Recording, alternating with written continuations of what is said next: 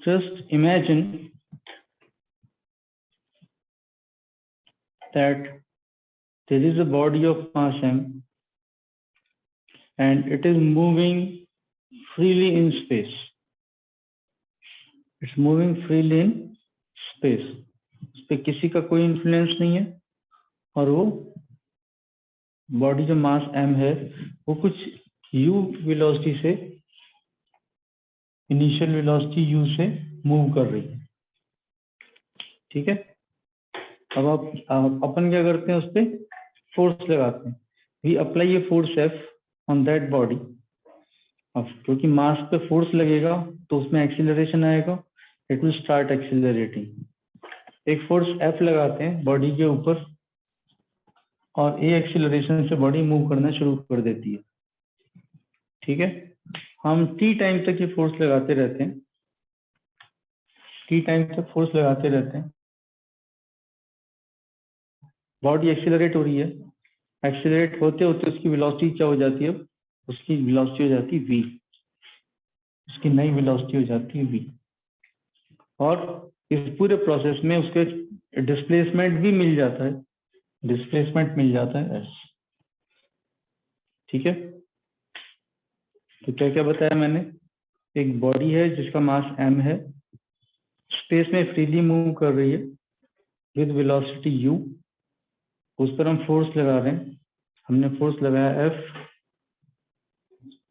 जिसकी वजह से ए एक्सीलरेशन से बॉडी ने मूव करना शुरू कर दिया और स्पीड उसकी बढ़ती चली जा रही है। स्पीड बढ़ते बढ़ते टी टाइम के अंदर अब उसकी नई वेलोसिटी हो गई v, और इतनी देर के अंदर उसने जो डिस्प्लेसमेंट कवर किया है वो है डिस्प्लेसमेंट s। तो इनमें क्वांटिटीज को हम कैसे रिलेट कर सकते हैं, we can relate quantities as, हमें पता है फोर्स होता है मास इनटू एक्सीलरेशन। हमें ये भी पता है कि velocity square, final velocity square minus initial velocity square is equal to 2 into a into s। Sir आपकी आवाज नहीं आ रही है। We know that force is equal to mass into acceleration। एक तो इस प्रकार का ये वाला रिलेशन हमें पता है, होता है। फिर final velocity v square minus u square is equal to 2 into a into s, हमें पता है ये भी होता है। दो रिलेशन, पहली is third equation of motion। Now if I multiply this third equation of motion by half of mass,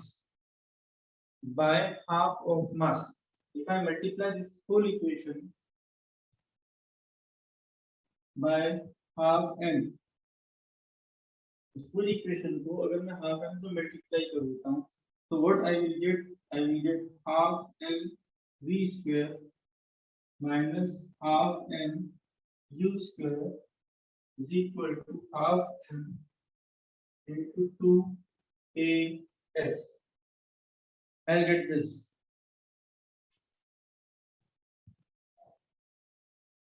Now this is also a popular relation, half mv square। ये काइनेटिक एनर्जी का formula है, और क्योंकि v final velocity है इसलिए मैं इसको final kinetic energy लिख सकता हूँ kf माइनस जो इनिशियल वेलोसिटी होती है, इसलिए मैं इसको इनिशियल काइनेटिक एनर्जी लिख सकता हूँ। और यहाँ पे मेरे पास 2 से 2 कट गया, यहाँ पर बच गया m into a into s। Now m into a mass and acceleration is force, so this is force, and force into displacement is work, force into displacement is work। So what do we see, kf minus ki, that is gain in kinetic energy, gain in kinetic energy is equal to work done by the work done on the body। So gain in kinetic energy is equal to the work done on the body। ठीक है, so this is a very popular work energy theorem, work energy theorem।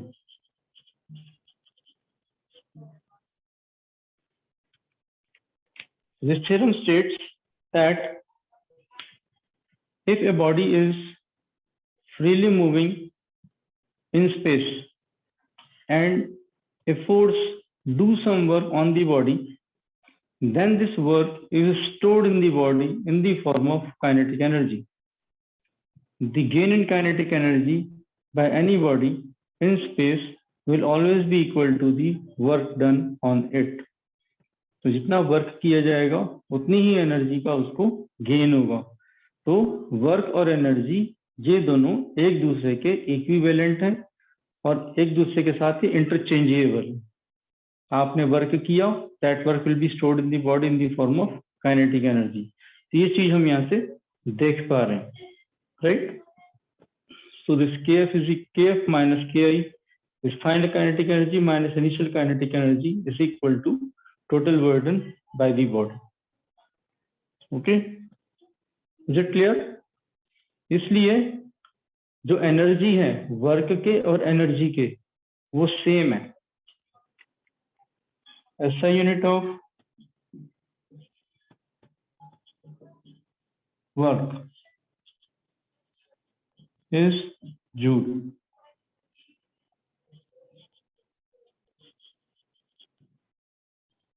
And how do we define 1 joule? 1 joule कैसे define करते हैं? Work done is force into displacement. अगर force भी 1 है और displacement भी 1 है तो वर्क कितना हो जाएगा? वर्क भी 1 हो जाएगा. So that is how we define 1 joule of work.